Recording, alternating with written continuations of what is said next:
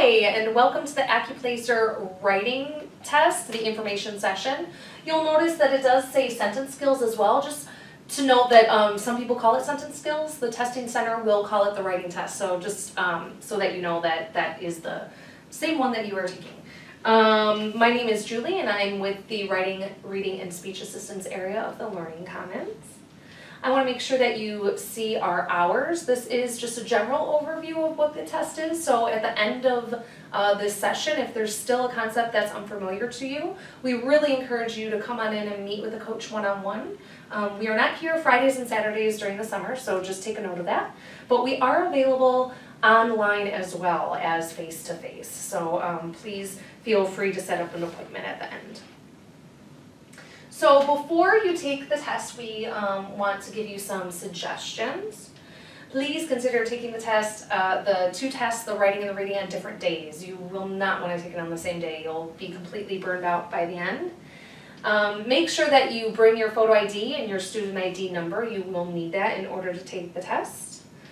Allow for extra time. So we say to allow yourself for at least an hour. But just, in case there's a line, if there's a lot of people taking the test, or if it's toward the end of the evening, the testing center will not allow you to take it 1 hour prior to closing. So just keep that in mind. And also take it at the right time of day for you. What time are you most alert? Are you an evening person? Are you a morning person? Make sure you've eaten and you're all ready and comfortable. You will want to ask for scratch paper and pencil, or they'll give you just blank sheets of paper. They won't overtly offer it to you, so just make sure that you ask for it. We do give you suggestions of when that will really come in handy. Make sure that you check out the testing center hours. You can go to any location, so you don't just have to come to the main location. You could go to any of our satellite locations, whatever's closer for you, but they all have different hours, so you want to make sure that you check that out as well. Also, before you take the exam, they will ask you some just general privacy demographic questions, so just so that you know, it's so you're not caught off guard, that it is to be expected when you're taking it. Okay, so what is the purpose of the writing test? Well, essentially it's to determine the course that you will be placed in. So for this particular test, it is to determine, can you understand sentence structure? What makes a sentence complete and clear? Can you identify the logic of a sentence? So is the punctuation and grammar being used logically? And so that you see the relationship between one sentence and another. So for this portion, can you rephrase things, and what would happen if you rephrase it? How can you keep the same idea? So we'll take a look at all different types of questions that deal with those three aspects. So today, we are going to make sure that we give you facts about the test. We go over the different types of questions that you could expect to see. We'll also provide some test-taking strategies and some skills review. We'll have sample questions that are very similar to what you could expect on the test. And then we will also give you information resources that you can practice at home in order to get really comfortable with this. Keep in mind you're able to take this test twice in a year. And you will get your results right away. So you want to make sure that you wait until you feel really comfortable and confident. Perhaps you've looked at all those online resources, you've come in and seen a coach in order to feel comfortable with the placement that you have gotten. So these are some general facts about all of the Accuplacer tests. So you could rest assured that whether you're taking the reading or the writing, that they're all the same. It is web-based, so have you been to the testing center? So you're going to go down the hall to where Starbucks is and take a right there at the testing center, and they'll set you up in the computer lab that they have. It is untimed, so that's great. You do not have to worry. You don't have to have that testing anxiety that often we have just based on we feel like we're being rushed. So take all the time you need, read and reread, and feel comfortable with that. You'll get your score results right away. It is computer adaptive. So what that means is that your test will look a lot different than your test will. And you'll get a sense that the questions are changing. When I took the test, I really felt as though I knew, oh, okay, when it's getting harder, when it's getting easier. And it's really because it's adapting to how well you're doing on the test. It's 20 questions, and they are all multiple choice, so that's nice to know. And there are 2 types of test questions, and we'll take a look at both types. So the first type that you have is sentence correction, and this is what the directions state. Select the best version of the underlined part of the sentence. The first choice is the same as the original sentence. If you think the original sentence is best, choose the first answer. So I probably have to reread that when I was taking the test, just to make sure that I understand what it's asking me. I'm going to show you what that would look like. So here we have 2 sentences, and here is a portion that's underlined. It wants you to correct the sentence in the most appropriate way using the correct punctuation and making sure that it's a sentence. So she hoped to find a new job, one that would let her earn money during the school year. Okay? Now, your first option is always what the original was. Don't let that throw you off. Sometimes it will be that answer, okay? But just so that you could see that A will always be the original, okay? Now, if we started that way, we're actually creating a fragment. So we want to try to combine it in a way where we're not doing that. Use process of elimination when you can. You should be able to eliminate 2 of them. So she hoped to find a new job, the kind that would let her earn money during the school year. Well, that's still a fragment as well. So I've eliminated those 2. She hoped to find a new job, one that would let her earn money during the school year. That sounds good. Okay, so let's take a look at D. She hoped to find a new job so that it would let her earn money during the school year. While that's grammatically correct, it's really wordy. So what you want to keep in mind is you want to choose the best answer, changing the least amount of stuff in the sentence, okay? So in this case, C is the correct answer. All I had to do was change that period to a comma, okay? So that would be the best answer given. Make sense? Okay, so now let's take a look at the construction shift questions, and these are a little bit trickier. The directions are as follows. Rewrite the sentence in your head following the directions given below. Well, we don't have to keep it in our head because we asked for that scratch piece of paper ahead of time. Keep in mind that your new sentence should be well written and should have essentially the same meaning as the original sentence. Okay, so we're going to look at our piece of paper and be able to write these out in order to determine the best answer.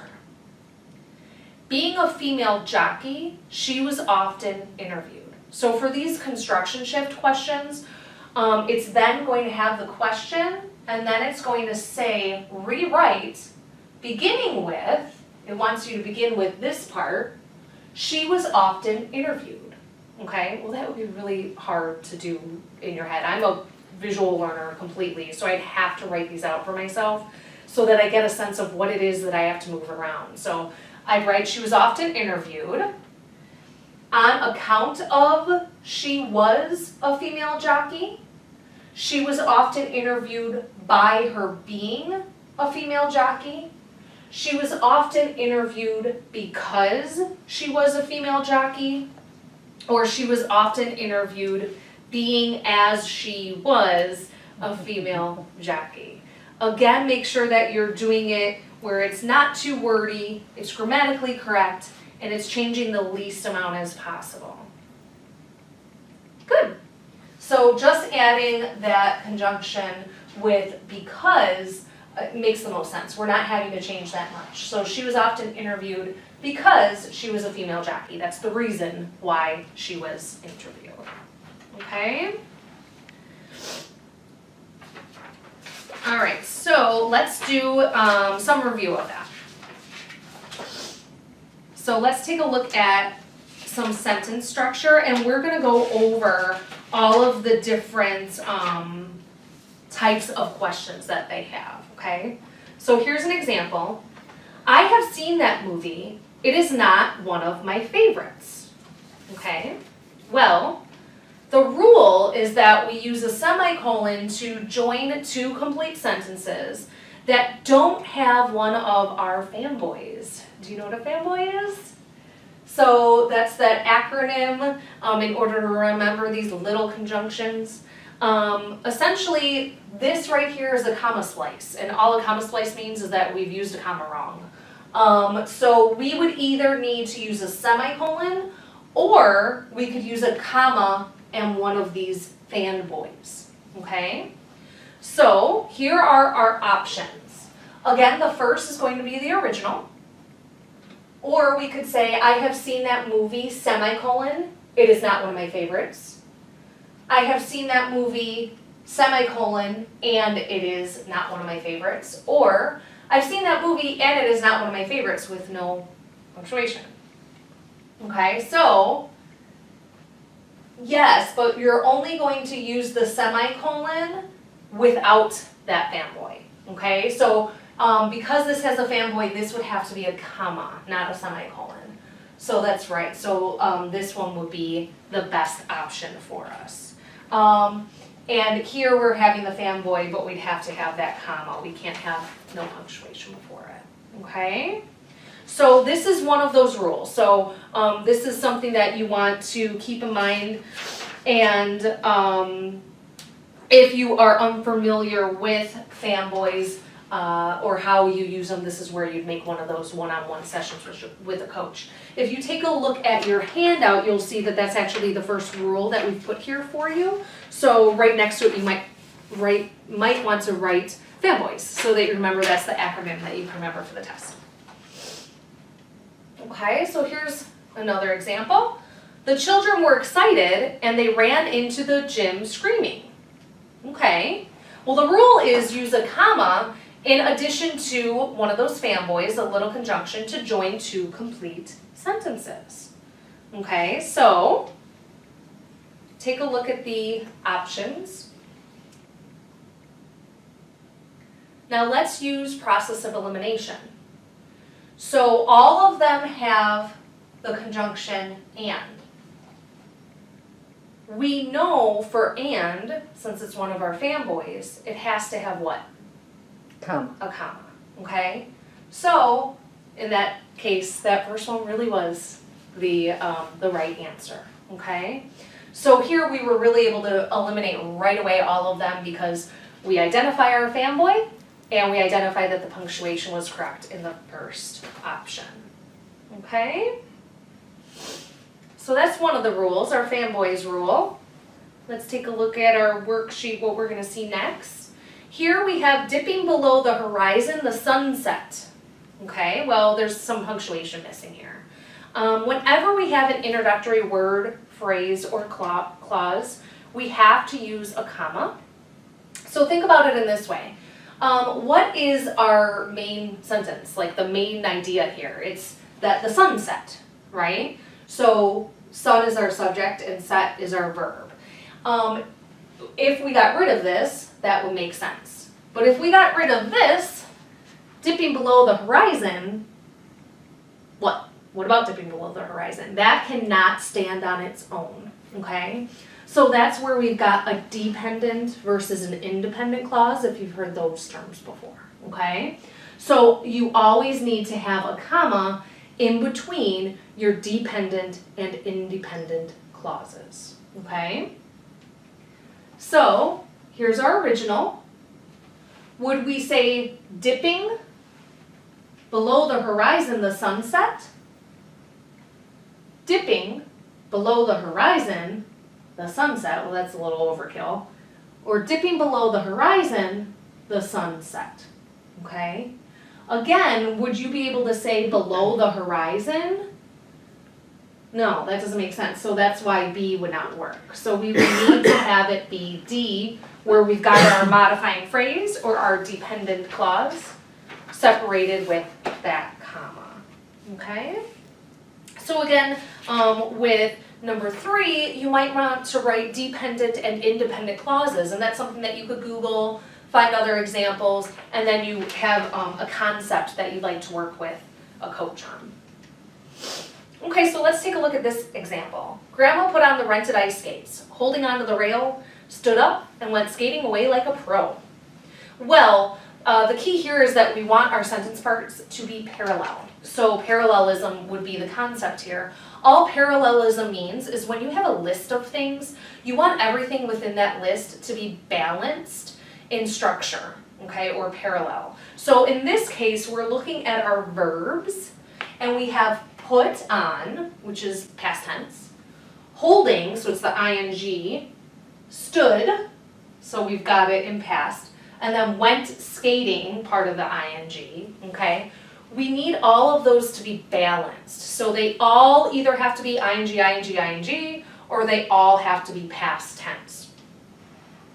So take a look at your options here.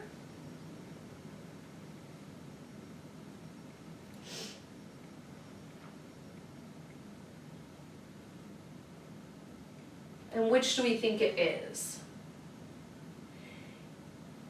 Although here we have changed them all to the INGs, if you take a look, we still had our previous verb put on.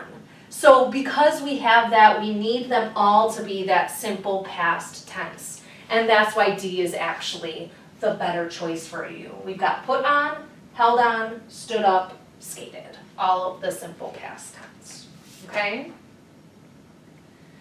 And in the next example, we're taking a look at pronoun agreements. So we have every car, truck, and motorcycle on the road must display their inspection sticker on the windshield. So we have to have our pronouns agree with their partners. So a pronoun is just a word that replaces a noun, and it has to agree, the nouns have to agree with the pronouns, okay? So, here are our choices. Well, which ones can we definitely get rid of right away? Yeah, so we could get rid of there, because there, just like here, would be showing location, like over there. And we could get rid of the contraction, it is, okay? So right away we've used process elimination. Now we have to choose between there or it. Now there is used for plural nouns. It's our plural pronoun. And it's is used for singular nouns. So now we have to determine if our noun is singular, our main noun is singular or plural. And this one I'm going to tell you is tricky. Okay? So we might take a look at car, truck, and motorcycle, right? And say, oh, okay, there's 3, so it must be plural, right? And so we'd choose here, okay? It is actually the word every, okay? So the words every and each are always singular. So again, that is tricky. So if you're not sure, if you weren't sure of that, that's where you're going to want to Google pronoun agreement. And you'll be able to see, English loves all their rules, and then we love to change them and have exceptions, but this is just a rule. So if you have every or each, it's always going to be singular. So if you look that up, you'll be able to get some of those rules down before you take the test, so you won't feel like you were tricked with this one. I will tell you though, I didn't feel as though I was being like overtly tricked. It was definitely trying to go with those rules of grammar for you. All right, so here's an example. During the movie, Sam stood up and spills his popcorn all over the floor. Well, that doesn't even sound right. So we have stood, which is in the past tense, and spills, which is in the present tense. So we got to change that. That's not right. So we've got to keep those tenses uniform. everything has to be past or everything has to be present. So the first is the original. Or we could say Sam stood up and spilled his popcorn.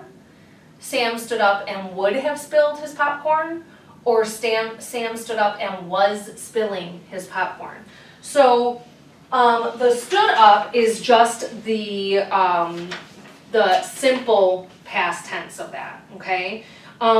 You wouldn't want to change it then to that ing form, even though you have was, your helping verb, in past, you're now changing the main verb. For C, the would have spilled would only really work if you added to the sentence. Like, he stood up and would have spilled his popcorn all over the floor had I not caught it on time, or something like that. So here, the best option would just be that simple past tense of spilled, okay? And so that has to do with your rule 6, which is on your verb tense to keep them uniform. So now let's take a look at some modifiers. So the sentence, cars were splashing my shoes as I waited for the bus in the rain. So it wants you to rewrite the sentence. So this again is where that scratch piece of paper and pen really come in handy, because you will want to rewrite it so that you could see it. So rewrite the sentence with waiting for the bus in the rain. So again, can this stand on its own? No. So it's a modifying phrase. It's going to be modifying what comes after it. It wants to know what the next words should be. So whenever you see these modifying phrases, you want to ask yourself who or what is doing that action. So in other words, who or what is waiting for the bus? Okay, so place the subject, the doer of that waiting, directly after that modifying phrase. So, were cars waiting for the bus? Was mud waiting for the bus? Were my shoes and pants waiting for the bus? Or was I waiting for the bus? Okay? Now, I didn't even read those sentences to you because for modifying phrases, we just need that subject to be directly after that modifying phrase, okay? So I was able to eliminate those right away by just asking myself the question, who was waiting, okay? You can't always do that, and we'll take a look at an example where we can't. Questions about that? So again, those are those modifying phrases that you want to make sure that you take a look at. Some questions are just about word choice. So it wants you to just state the passage as clear as you can without being too wordy. So the example was, Mike was late, the reason being that he had forgotten to set his alarm clock the night before. Okay, so the first one is the original. Could I say Mike was late, the reason was he forgot to set his alarm clock? Mike was late because he forgot to set his alarm clock? Mike was late because his alarm clock was forgotten to be set. Okay, so I am going to eliminate which one right away? B, okay? And the reason is because that's a comma slice again. This is a complete sentence, so I can't use a comma. I'd have to use a semicolon or a period. So I can eliminate that right away. Now let's take a look at these two, okay? In essence, well, they're both using because, and that's less wordy than the reason being that, all right? So I'm getting rid of A because that's too wordy.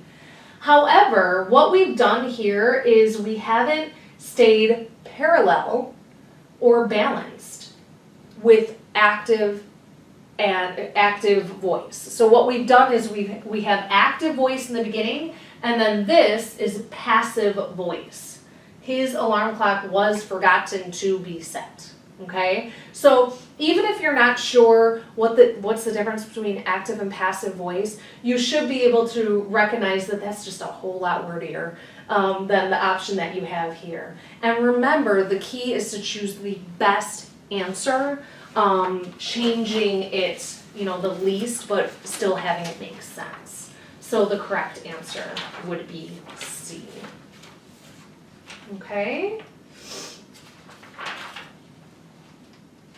All right, are there any questions on any of those terms before we start looking at some more practice? Okay, and again, use your handout, use those concepts that we discussed, and if there is one of those concepts that you're just still not sure of, because it is a lot. It's a lot of grammar, and we haven't. You might not have been introduced to grammar for quite some time, so that's where you could set up that appointment with us. So let's take a look at what the directions would say to us. So select the best version of the underlying part of the sentence. If you think the original sentence is best, choose the first answer. So that's where we're going to have a sentence. It's going to underline part of it for us. And we have to come up with the best option. I'll have you read it aloud, and then we'll talk about why it's the correct answer.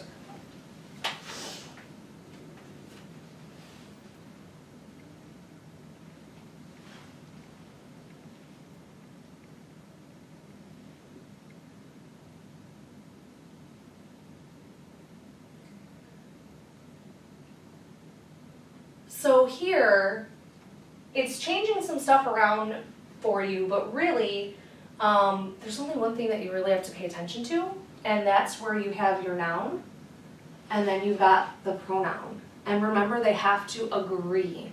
So mockingbirds is singular or plural? Plural. And so since it's plural, what does the pronoun have to be? Plural. Plural. So we're going to have to use they. Okay, so I'm able to eliminate B, A, and B. Another reason why I could eliminate B is, however, is that one of our fanboys?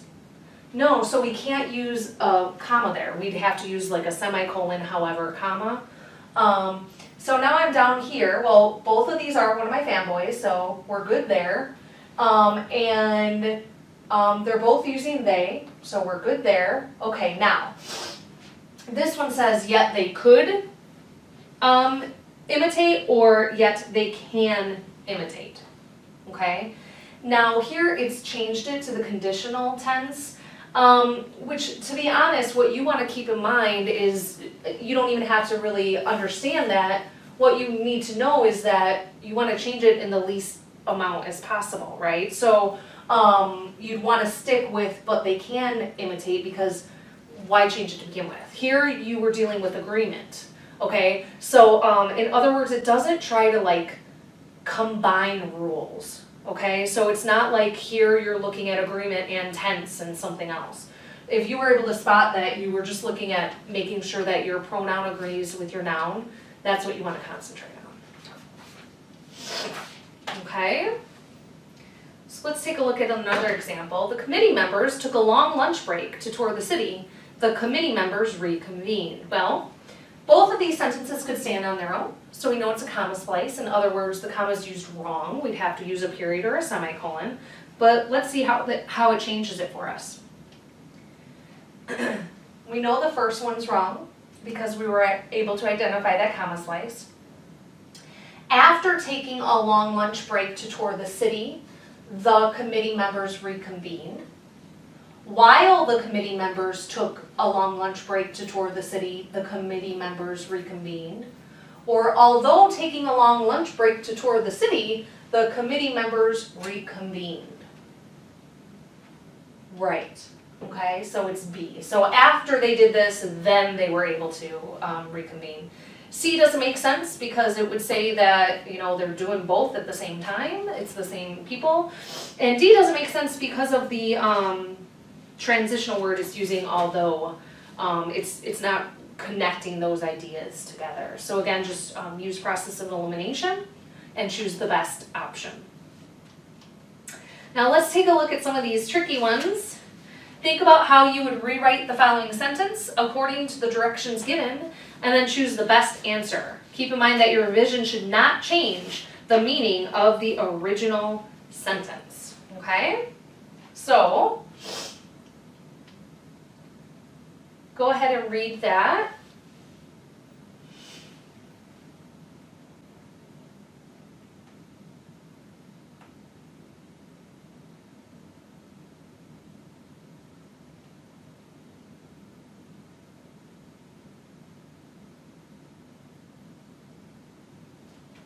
Okay, so you got your scratch paper out, right? Because you want to rewrite these. Now, it wants us to start with a brand of comedy relying on horseplay.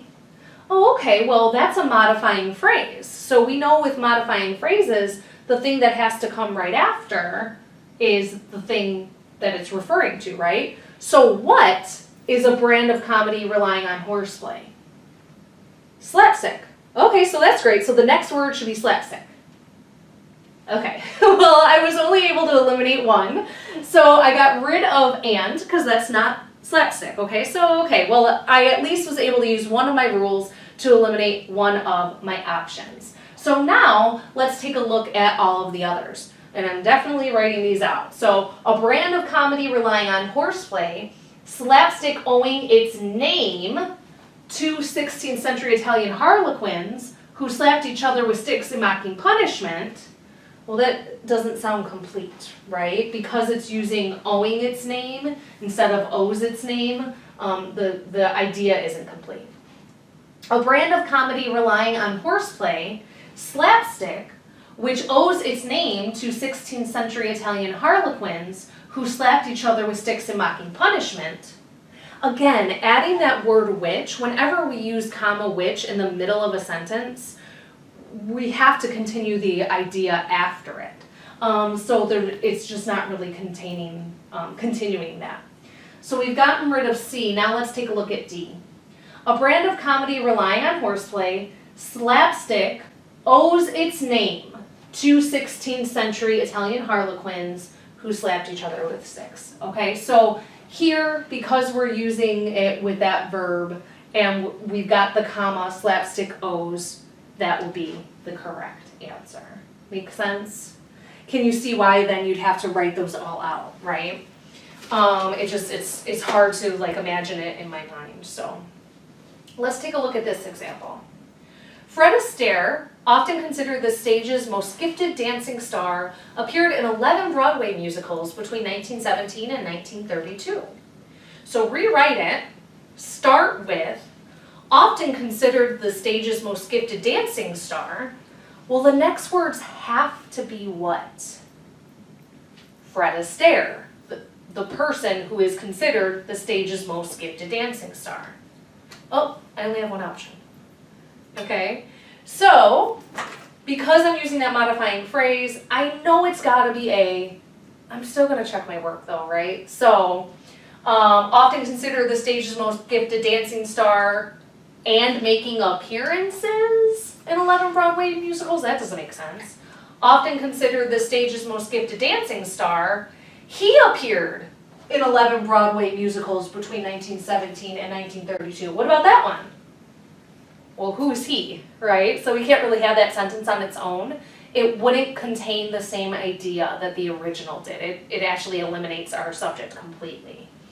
And D would not make sense, often considered the stage's most gifted dancing star, and appearing in 11 Broadway musicals between 1917 and 1932. We're continuing the thought there, so that would make sense. So that's why A is our best option. Okay? All right, so now we are going to be having a little bit of a different type of feel to the test because it's going to give us a sentence and then it wants us to tell what the next sentence will include. So not what the next words will be, but what the sentence will include. So these get a little tricky. So please bear with me because I'm going to try it out with you, and you really do have to like copy and paste things, move things around. It's like a puzzle, okay? So that you most definitely want to use the scratch paper for this. Okay, so here's an example. Because cotton produced soil exhaustion, George Washington Carver urged the planting of peanuts and other crops in its place. So it wants you to start with George Washington Carver urged the planting, but it says your new sentence will include, okay? So we're not looking for the next word here, okay? So let's take a look at our options, and hopefully I'll get this right. Okay, so George Washington Carver urged the planting of peanuts and other crops in place of cotton, however it produced soil exhaustion. So you see how you kind of got to go back and forth with that. This option would not work because remember, however is not one of our fanboys. So we can't just use a comma. We'd have to have semicolon, however, comma, okay? So we could take that one off the list. George Washington Carver urged the planting of peanuts and other crops in place of cotton, although it produced soil exhaustion, okay? George Washington Carver urged the planting of peanuts and other crops in place of cotton, and it produced soil exhaustion. Well, those two, you're not quite sure what the it is referring to. So you want to make sure that the pronoun is very obviously related to the noun. So here, are we talking about the peanuts and other crops, or are we talking about the cotton? And then George Washington Carver urged the planting of peanuts and other crops in place of cotton, which produced soil exhaustion. I'm exhausted just reading that. That would be the best option. You're using your comma correctly. All you've done is add the word which to give this idea. And these are just a little tricky just because you gotta kind of move things back and forth, okay? So once you move things back and forth, then start applying your rules. Well, is it, you know, making a comma slice, or is it having a fanboy, things like that, okay? So yes, those are a little tricky. Here's another example for you. In his songs, Gordon Lightfoot makes melody and lyrics intricately intertwined. Okay, let me make sure I get this one right. Rewrite it, start with melody and lyrics, okay? So, melody and lyrics intricately intertwine. Gordon Lightfoot has in his songs? That doesn't really make sense. So then let's take a look at B. Melody and lyrics intricately intertwine make Gordon Lightfoot's? No, that doesn't really make sense. Let me actually reword it. What if I did melody and lyrics make Gordon Lightfoot's songs intricately intertwined? Yes, that would work, but this has a capital M. So it's trying to suggest that that's sort of how we would start the sentence, and it's not.